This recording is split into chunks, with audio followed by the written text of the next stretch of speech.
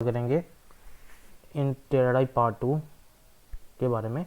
Last lecture में part 1 में मैंने बताया था आपको, थोड़ा सा याद दिला देता हूँ कि मैंने थोड़ा सा इंट और लॉन्ग के बारे में बताया था कि डिफरेंस क्या है इधर, कि इंट होता है यहाँ पे, लॉन्ग नहीं होता पाइथन 3 से। और फिर मैंने बताया था कि बेसिकली 4 फॉर्मेट्स हैं, डेटा फॉर्मेट्स। पहला है डेसिमल, दूसरा है बाइनरी, तीसरा है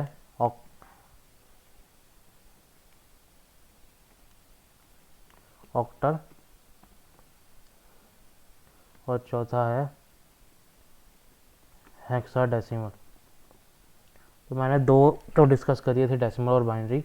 अब मैं डिस्कस करूँगा तीसरा, ऑक्टल। ठीक है, तो इसमें क्या होता है कि हमारे पास बेस होता है 8। ये बेस 8 सिस्टम है। बेस 8 सिस्टम का मतलब ये होता है कि इसमें बेसिकली जो डिजिट्स यूज़ हो सकते हैं वो हैं 0 to 7।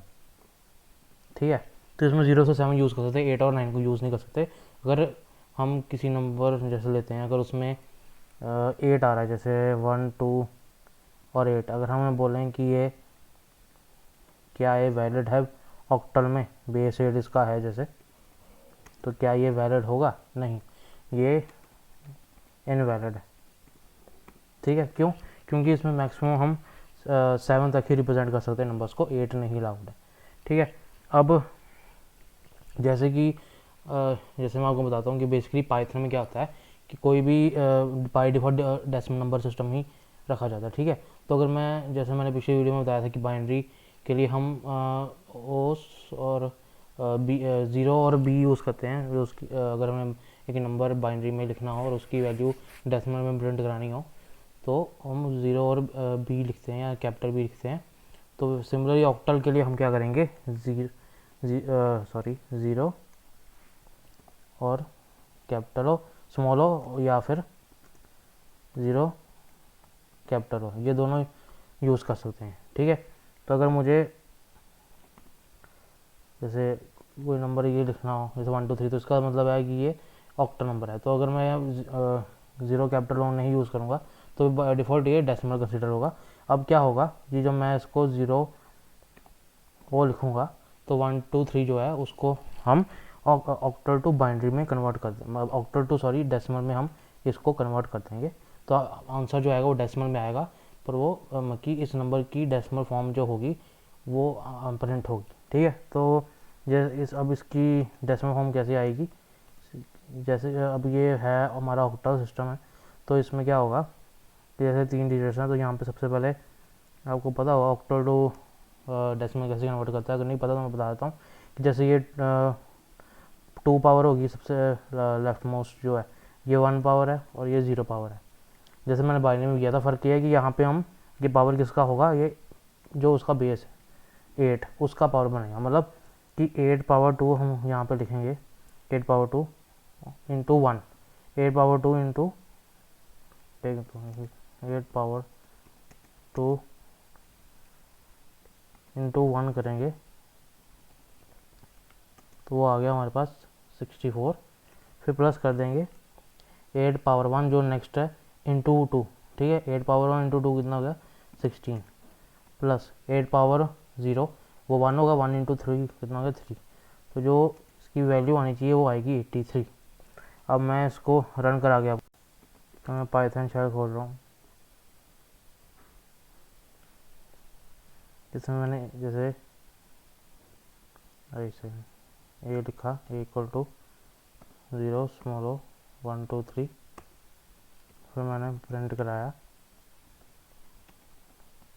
कि देखो इसकी वैल्यू आ गई 83।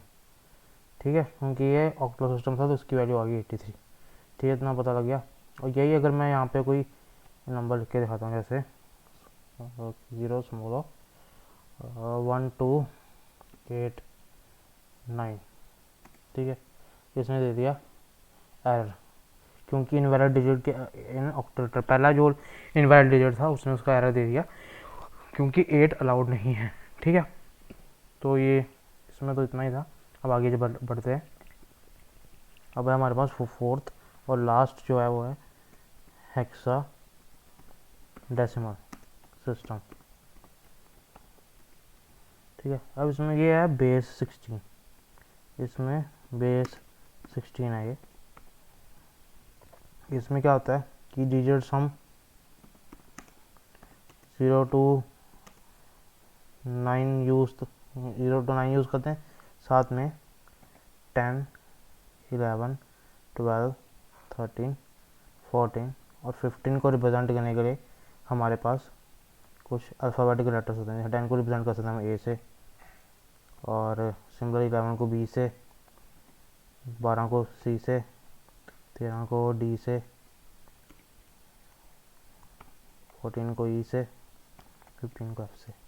तो स्मॉल यूज़ भी कर सकते हैं, कैपिटल भी यूज़ भी कर सकते हैं, तो उसमें कोई दिक्कत नहीं है। ठीक है, तो ये तो होगा कि इसके हेक्साडेसिमल सिस्टम के बारे में। अब इसको हम कैसे पाइथन में अगर हमने इसको डेसिमल में प्रिंट कराना तो कैसे करेंगे। जैसे ऑक्टल में 0 स्मॉल ओ था या कैपिटल ओ था जैसे, तो इसमें हम 0 स्मॉल एक्स और 0 कैपिटल एक्स यूज़ करेंगे। तो जैसे ए को हमने यूज़ किया, ए में मैंने क्या किया 0 स्मॉल एक्स करता हूँ और मैंने यहाँ पर लिख दिया 10। ठीक है, अब क्या होगा, इसको हम कन्वर्ट करेंगे डेसिमल में, तो इसकी वैल्यू कितनी आएगी 6। तो जैसे 1 और 0 है, जैसे हम बाकियों करते सेम वैसे ही है, यहाँ पे पावर आएगी 1, तो 16 पावर 1 इंटू 1 प्लस आगे तो 0 ये तो उससे कुछ में उस आगे आना था 16 पावर 0 इंटू 1, पर वो इफेक्टिवली 0 रहेगा, तो मैंने फिर इसको ऐसे लिख दिया, 0 ही लिख दिया। तो अब ये आंसर जो वैल्यू आएगी वो आएगी 16। ठीक है, तो इसको मैं रन करा के आपको दिखाता हूँ। इसमें 0 एक्स और स्मॉल एक्स 0 स्मॉल एक्स और 0 कैपिटल एक्स यूज़ कर सकते हैं, जैसे मैंने बताया। तो इसको मैं लिखता हूँ ए इक्वल टू 0 स्मॉल एक्स 10। अब इसको प्रिंट करा के देखते हैं, इसकी वैल्यू आएगी 16। सिमिलरली मैं और भी एग्जांपल ले सकता हूँ, जैसे मैंने ये यूज़ किया। अब ये बताओ आपको क्या लगता है कि ये वैल्यू सही है? क्या ये कि बेस 16 में बिल्कुल सही आ रहा है? क्या ये इनवैलिड है या इनवैलिड है? ऑफ कोर्स ये वैलिड है। क्यों? क्योंकि इसमें जो भी हम लेटर यूज़ कर रहे हैं वो एफ़ से ज़्यादा नहीं है। एफ़ ए ई ये सारे के सारे हमारे इसमें आ रहे हैं, यहाँ पे ये एफ़ ए सी ई, तो ये सारे के सारे आ रहे हैं, तो इस करके ये सही है। हम क्या कर देंगे, इसको प्रिंट कर देंगे और इसकी वैल्यू कैलकुलेट कर लो आप, मगी वो काफ़ी बड़ी वैल्यू आ गई 64206। अब ऐसे ठीक है, तो ये तो हेक्साडेसिमल में इसकी होगी। अब हम आगे देखते हैं, जैसे मैं एक और एग्जांपल लेता हूँ, जैसे ये होगी बियर। जैसे बियर ले सकते हैं या कोई भी लेटर BEEZ ले लिया चलो मैंने। ठीक है, तो क्या ये सही है हेक्साडेसिमल में? अभी पता लग जाएगा नहीं। क्यों? क्योंकि Z तो आता ही नहीं है, तो डेफिनेटली ये हमें एरर देगा। ऐसे करके और भी एग्जांपल्स देख सकते हैं हम, CDGT कुछ भी लिख लो, ये भी इनवैलिड है क्योंकि जी नहीं आएगा। तो ये है बेसिकली कि हम हेक्साडेसिमल जो है उसमें ये हम मैक्सिमम F तक ले सकते हैं, A से F तक, और डिजिट्स तो हम पूरे यूज़ कर सकते हैं। ठीक है, तो इसमें इतना ही है हेक्साडेसिमल में। मैं उम्मीद करता हूँ कि आपको समझ में आया होगा। बाकी हम नेक्स्ट सेशन में देखेंगे फ्लोट के बारे में।